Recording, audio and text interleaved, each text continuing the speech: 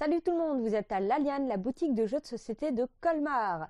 Comme chaque mois, on va réaliser le tirage au sort pour savoir qui a gagné Tiny Epic Mech. J'ai mis les noms de la trentaine de participants, vous êtes une trentaine de participants, ça fait une chance sur 30, c'est énorme. Donc on touille, et Nawelana 6387. Je ne sais pas qui se cache derrière ce pseudo, mais Nawelana, tu as remporté Tiny Epic Mech que tu peux venir récupérer quand tu veux en boutique. Pour le mois prochain, on vous propose de gagner un petit jeu très beau, Tussi Mussi. Le principe est de créer des bouquets de fleurs. C'est un jeu de collection et de draft pour 1 à 4 joueurs. Il y a un mode solo.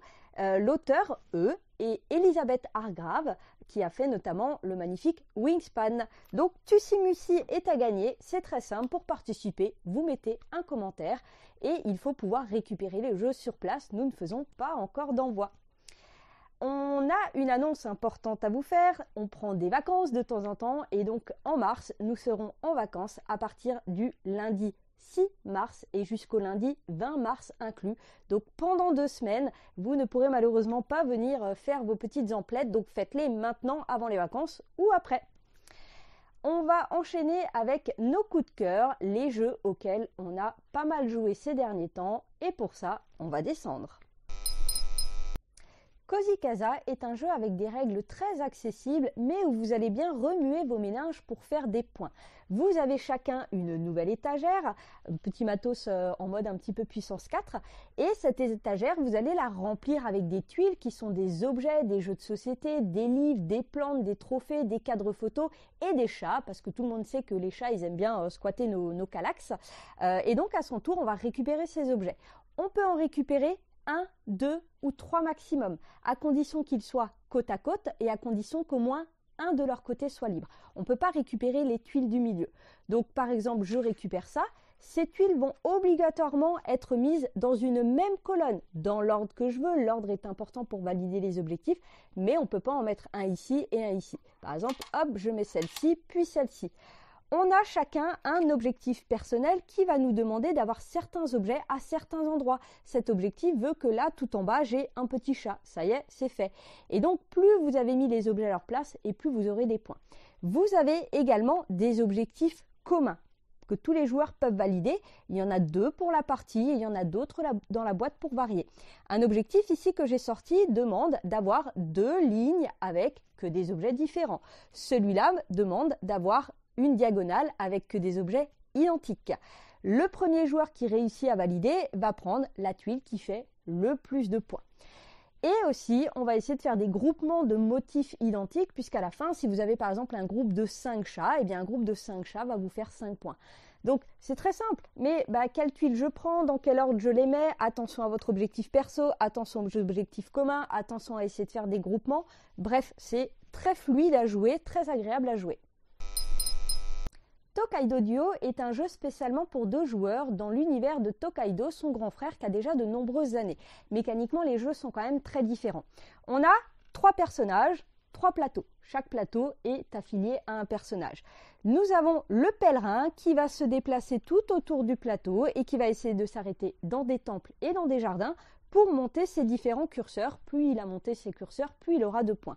Le marchand va dans un premier temps récupérer des marchandises dans ce sac qu'il va stocker sur son plateau et dans un deuxième temps, il va essayer d'aller vendre ces marchandises là où on lui en offre le meilleur prix. Et enfin, l'artiste, lui, dans un premier temps, va essayer de peindre des peintures et dans un deuxième temps, il va offrir ses peintures. Plus il en a offert, plus il a gagné des points. Le premier joueur va lancer les 3 dés, chaque dé représente un personnage. Il lance les dés, il choisit par exemple le dé du marchand, il y a marqué 3, il va avancer son petit marchand de 3 cases et faire l'action du marchand. L'autre joueur va récupérer un des 2 dés restants, par exemple l'artiste, il avance l'artiste, et le premier joueur prend le dé restant, le pèlerin, et il avance le pèlerin. Fin de la manche, on intervertit les rôles. On continue comme ça jusqu'à ce que soit un joueur est arrivé au bout d'une piste du pèlerin, soit un joueur a offert toutes ses peintures, soit, il est vrai que je ne l'ai pas dit, avec le marchand, dès que vous avez 10 sous, vous échangez ces petits sous contre une plaquette dorée et plus vous en avez, plus vous avez des points et quand la dernière est placée, le jeu s'arrête. Donc 3 petites stratégies un petit peu différentes, il faut grignoter sur les 3. C'est très agréable à jouer, les règles ne sont pas particulièrement compliquées, mais il y a des possibilités, quoi. Quand tu as les 3D, tu dis attends, est-ce que je déplace le marchand de 1 case, je fais ça, est-ce que je déplace l'artiste de 4 cases, ce qui me permettrait de faire ça. Donc voilà, Tokaido Duo, un jeu très agréable dans un univers très agréable également. Scout est un petit jeu de cartes pour 2 à 5 joueurs. C'est un jeu de défausse puisque le but est de réussir à vider sa main pour faire un maximum de points. On va distribuer toutes les cartes à tous les joueurs et première chose tactique, ces cartes ont une double lecture.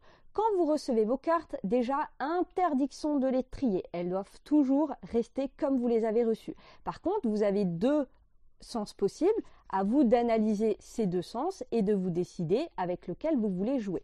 Une fois que vous vous êtes décidé, un premier joueur va jouer une carte ou plusieurs cartes qui forment une combinaison. Donc les combinaisons, c'est des suites, des cartes qui se suivent ou des cartes identiques.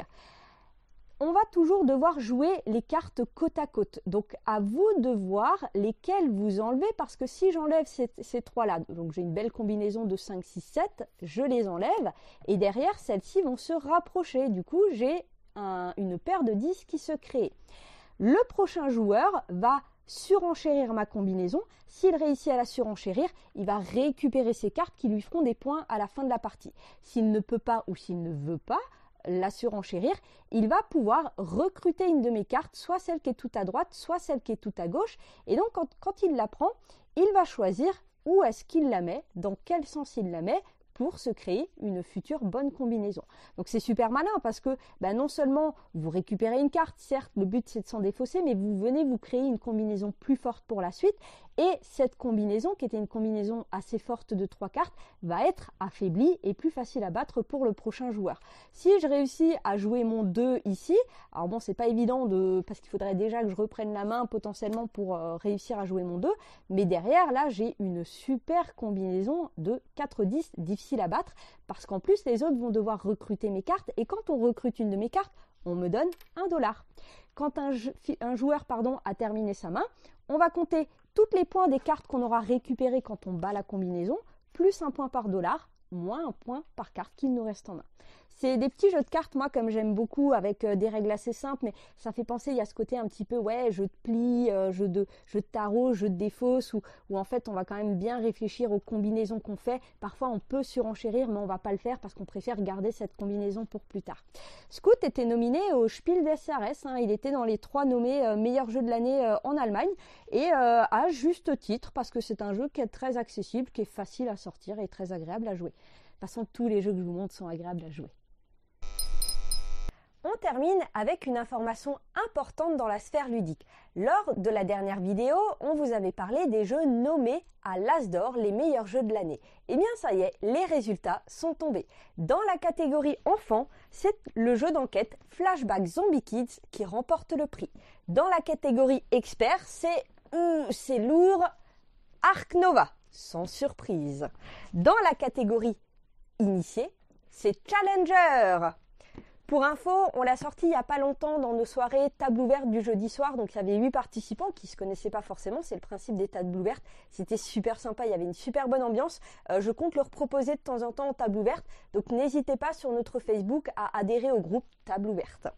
Et enfin, roulement de tambour dans la catégorie tout public, le jeu de l'année accessible pour tous, qu'on soit joueur ou non joueur, c'est Acropolis, la construction de ville qui le remporte. Sur ce, on vous souhaite un très bon mois de mars, bientôt le printemps. À bientôt.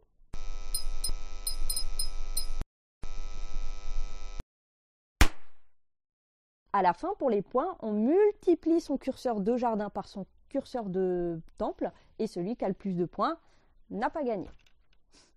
On va recommencer.